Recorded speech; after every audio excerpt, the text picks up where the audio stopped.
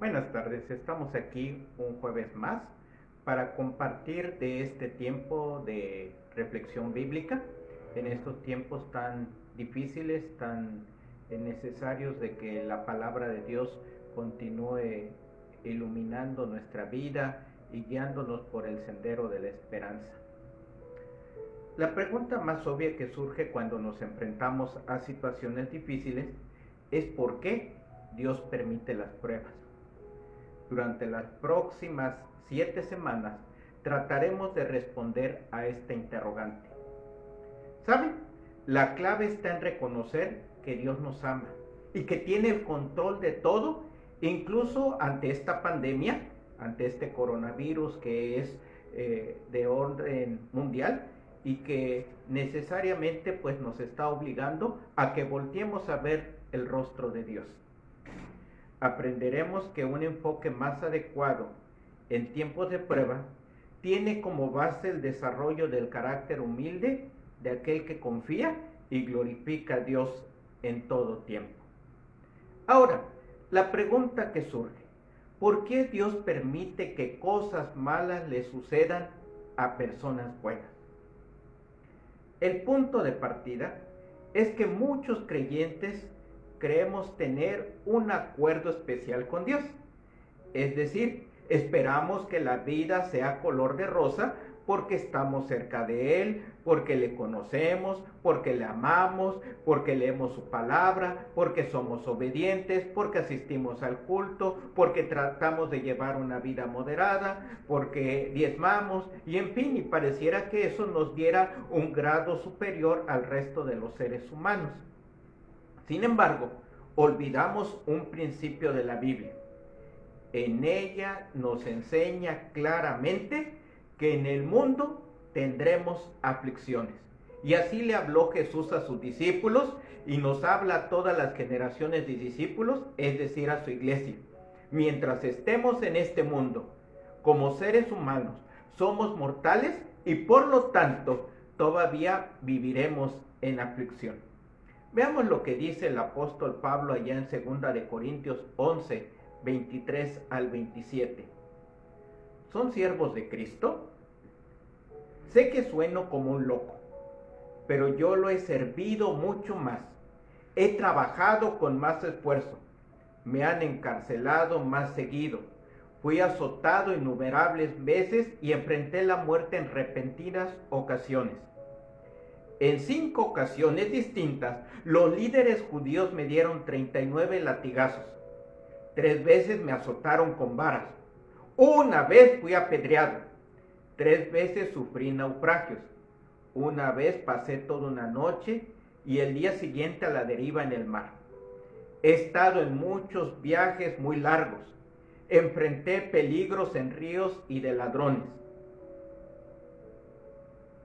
Enfrenté peligros de parte de mi propio pueblo, los judíos, y también de los gentiles. Enfrenté peligros en ciudades, en desiertos y en mares. Enfrenté peligros de hombres que afirman ser creyentes, pero no lo son. He trabajado con esfuerzo y por largas horas y soporté muchas noches sin dormir. He tenido hambre y sed y a menudo me he quedado sin nada que comer. He temblado de frío sin tener ropa suficiente para mantenerme abrigado. Pablo es un ejemplo del creyente de lo que podemos esperar en esta vida. Como hemos escuchado, fue azotado muchas veces, apedreado otras tantas, 3 veces naufragó, 5 veces estuvo en prisión y, ¿saben? Por último murió decapitado. Hoy, en cambio, muchos se esfuerzan en excusar a Dios de todas las cosas que nosotros llamamos malas. Es difícil para el ser humano comprender cómo una persona justa, que dedique toda su vida, todo su esfuerzo, todos sus talentos y aún sus recursos por el Evangelio, tenga que sufrir como Pablo o tenga que sufrir como Job, como lo hemos estado viendo los domingos por la tarde. ¿Saben? Esto nos enseña que la vida realmente resulta ser más compleja de lo que parece. Y a veces, sí, o muchas veces, parece no tener ningún sentido. Sin embargo, debemos de confiar en que únicamente Dios tiene el panorama completo de lo que ocurre en realidad. Nadie es tan sabio, nadie es omnipresente, nadie es omnisciente como lo es nuestro Dios. Por lo tanto, la Biblia nos enseña que Dios está en constante movimiento, siempre activo, y que no tiene un plan B, que Él está completamente siempre al control de todas las cosas, que la historia son sus designios, y que Dios participa en la historia de la humanidad a pesar de que para nosotros sea algo tan terrible y difícil de comprender. Él está al control de todo lo que ocurre a nuestro alrededor. La Biblia también enseña que todas las cosas malas pueden ser llamadas pruebas. Y para el cristiano no es una fatalidad, es un momento para templar nuestro carácter. Es la oportunidad de afirmar nuestra fe. Es la oportunidad de voltear a ver a Dios y decirle, Señor, ¿qué me hace falta? Es la oportunidad de decirle al Señor, aquí está tu siervo, haz tu voluntad. Es la oportunidad de decirle al Señor, en medio de mi debilidad tú me fortaleces. Y es la oportunidad de decirle, Señor, tú eres el Rey soberano, yo solamente soy tu siervo. El profeta Jeremías, allá en el capítulo 29, versículo 10, le escribe a el pueblo, un pueblo que está sufriendo la deportación, y les dice lo siguiente: esto dice el Señor, ustedes permanecerán en Babilonia durante 70 años, pero luego vendré y cumpliré todas las cosas buenas que les prometí y los llevaré de regreso a casa. ¿Saben? En aquel momento había muchos falsos profetas, enviados por los reyes del momento, enviados por la gente importante de aquel tiempo, que le estaba diciendo al pueblo de Israel, ¿sabes qué? Esto va a pasar como en tiempos de Isaías, como en tiempos de Oseas. Dios quería llamarte la atención, pero no va a ocurrir nada malo. Esto va a ser pasajero. Y viene entonces el profeta Jeremías y le dice, no es cierto, la voz de Dios y la palabra de Dios les quiere decir esto: 70 años van a padecer.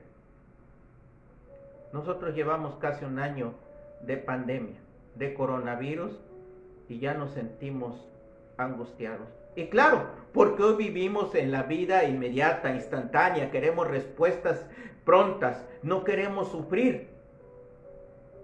70 años de cautiverio, de esclavitud, de lejanía de la tierra, de sus familias.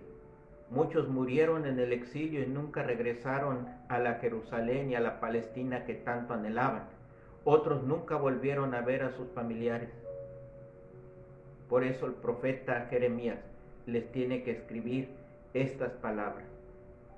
Versículo 11 de Jeremías capítulo 29.